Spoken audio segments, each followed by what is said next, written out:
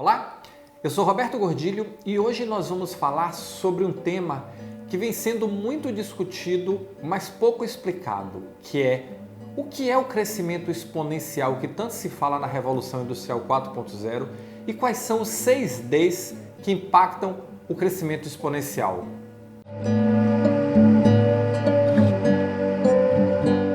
Quando se fala em Revolução Industrial 4.0, sempre se usa o termo exponencial, crescimento exponencial, curva exponencial, e se fala muito que a revolução está sendo impactada por conta dessa curva exponencial do crescimento tecnológico. Mas o que vem a ser essa curva? Primeiro vamos entender o que é curva exponencial. A curva exponencial, aqui do lado está aparecendo o que é uma curva exponencial gráfica. E ela é caracterizada, vamos imaginar o crescimento que eu tenho. 1, 2, 4, 8, 16, 32, 64. A curva ela tem um crescimento que ela começa lento, mas vai se incorporando assim de uma forma e começa a subir muito rapidamente. E o que é que isso tem a ver com a tecnologia? Tudo. Por quê? Porque essa curva exponencial é como vem sendo a criação e desenvolvimento de novas tecnologias na sociedade nos últimos anos. Então as tecnologias elas começaram com um desenvolvimento bem pequenininho, lá muito ruim, bem pouquinho, e aí só que elas foram incorporando, a cada vez dobrando o seu potencial e reduzindo o seu custo. Existe uma lei que foi formulada por Gordon Moore, que foi fundador e presidente da Intel por muitos anos, que ele dizia que os processadores eles vão dobrar de capacidade a cada 18 meses e reduzir o seu custo à metade nesse tempo. Olha que lei importante. Essa lei foi da década de 70 mais ou menos, final dos anos 70, quando ele formulou essa teoria. Então os processadores vão dobrar de capacidade a cada 18 meses e o seu custo vai se reduzir à metade. Esse é um exemplo de crescimento exponencial. E foi formulado uma teoria muito interessante a respeito dos 6 Ds do crescimento exponencial. Então o que é isso? Quando nós temos um processo de digitalização, e o que é o processo de digitalização? Por exemplo, questões que são materiais passam a ser digitais. Por exemplo, a fotografia. A fotografia, no passado, nós imprimíamos a fotografia, revelávamos a fotografia, era um bem físico. Hoje, ninguém mais imprime fotografia, a não ser em situações muito específicas. A fotografia é digital. A música, nós consumíamos música, os mais antigos, através do LP, depois o CD, e hoje música é digital. Vídeo era DVD, era Blu-ray, era VHS mais antigamente, hoje é digital. O prontuário médico, falando do exemplo da saúde, era um prontuário de papel, onde se escrevia no papel, hoje é um prontuário digital. Então esse processo de digitalização é o primeiro D do crescimento da curva exponencial. Mas quando existe a digitalização, naquele primeiro momento em que a digitalização ocorre, o que é que ocorre? Uma decepção. Por quê? Porque naquele momento é muito ruim a tecnologia. Então, as primeiras músicas eram grandes, os arquivos, nós não conseguíamos baixar com facilidade, a internet era ruim, vídeo então nem pensar, nem sonho. A primeira máquina fotográfica digital ela foi criada pela Kodak em 1975, mais ou menos ali, meada da década de 70, com 0,1 megapixel e pesava 7 ou 8 quilos. Então assim, decepção com a tecnologia. E aí, só que a tecnologia ela continua evoluindo, então 0,1 para 0,2, 0,2 para 0,4, 0,4 para 0,8 e aí chega num determinado momento que ela fica com a qualidade boa, igual à tecnologia física. Nesse momento existe a disrupção, que é o terceiro D. Então observe que é digitalização, depois vem a decepção, aí começa a evoluir, lentamente, mas sempre dobrando, lentamente, mas sempre dobrando. Num determinado momento ela fica com a mesma qualidade, aí acontece a disrupção. E o que é a disrupção? É um momento em que a sociedade passa a adotar aquela tecnologia como sendo uma tecnologia válida. Ela começa a competir com a tecnologia física, só que com uma vantagem, com preço em geral muito menor. E aí esse efeito, a sociedade começa a comprar isso e aí acontece o terceiro efeito, que é a desmaterialização. E a desmaterialização é o quê? deixa de ser físico, o bem passa a existir essencialmente de forma digital. Então hoje nós temos a foto é digital, o vídeo é digital, o prontuário é digital, os documentos são digitais, a nossa comunicação é digital, seja ela pelo WhatsApp, seja ela por ninguém manda mais carta, seja ela por e-mail. Então era carta antigamente, depois passou por fax, o fax veio por e-mail, hoje é o WhatsApp, é comunicação instantânea, digitalizou, desmaterializou. Um outro exemplo de desmaterialização que seguiu esse ciclo todo é, por exemplo, o GPS. Quem não se lembra, há pouco tempo atrás, ter um GPS Garmin, por exemplo, você tinha que comprar o aparelho.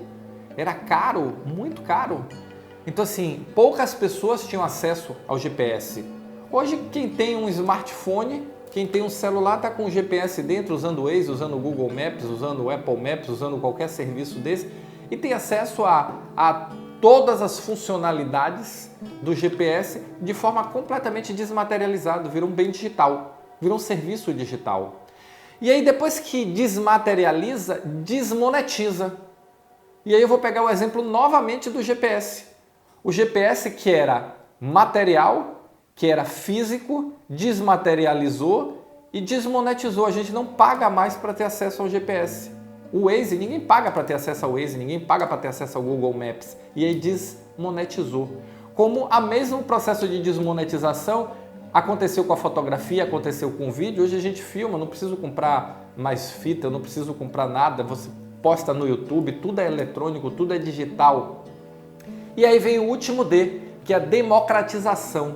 Uma vez que desmonetizou, que deixou de ter valor comercial no sentido clássico de compra e venda, ele democratiza.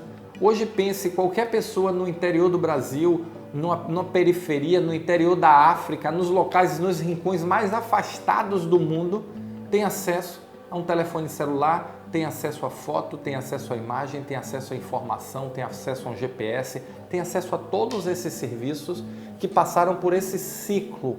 Então, quais são os 6 Ds do crescimento exponencial? Digitalização, decepção, disrupção, desmaterialização, desmonetização e democratização. E aí, o que a Revolução Industrial 4.0 tem a ver com isso, Roberto? O que é relevante explicar isso? Tudo.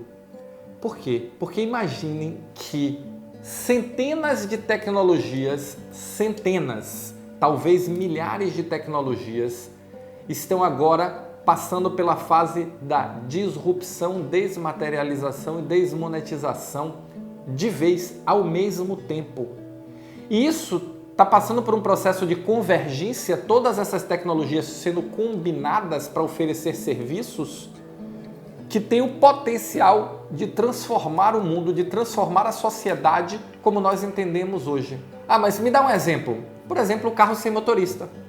Pense quanta tecnologia tem num carro sem motorista e que está chegando para a gente. O carro vai deixar de ser um equipamento mecânico e vai passar a ser um equipamento eletrônico. Você pega um carro da Tesla, é um equipamento eletrônico aquilo ali, é um equipamento eletrônico com rodas, é um computador com rodas. Cada vez mais isso está evoluindo.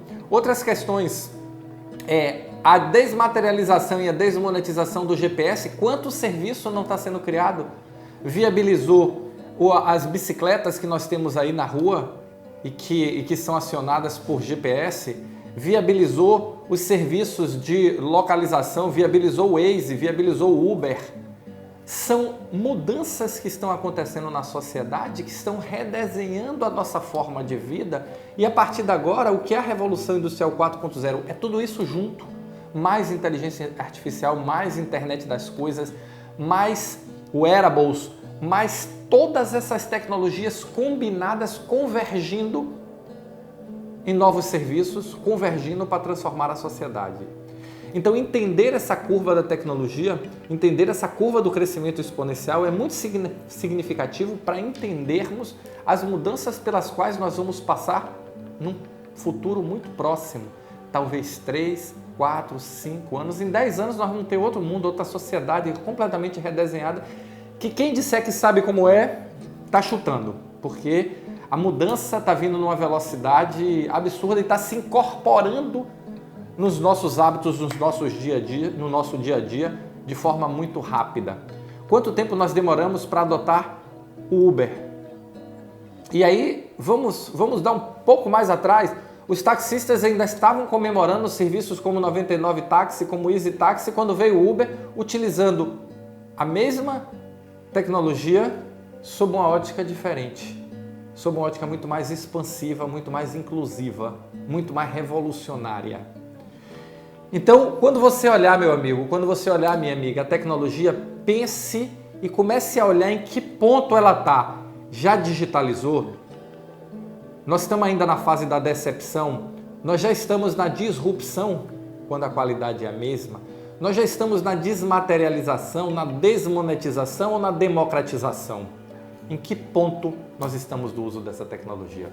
Porque entender isso vai fazer toda a diferença sobre como nós vamos entender e tentar nos preparar para os próximos anos. Como nós vamos preparar nossa profissão, nossa família, como a sociedade vai ser impactada nos próximos anos.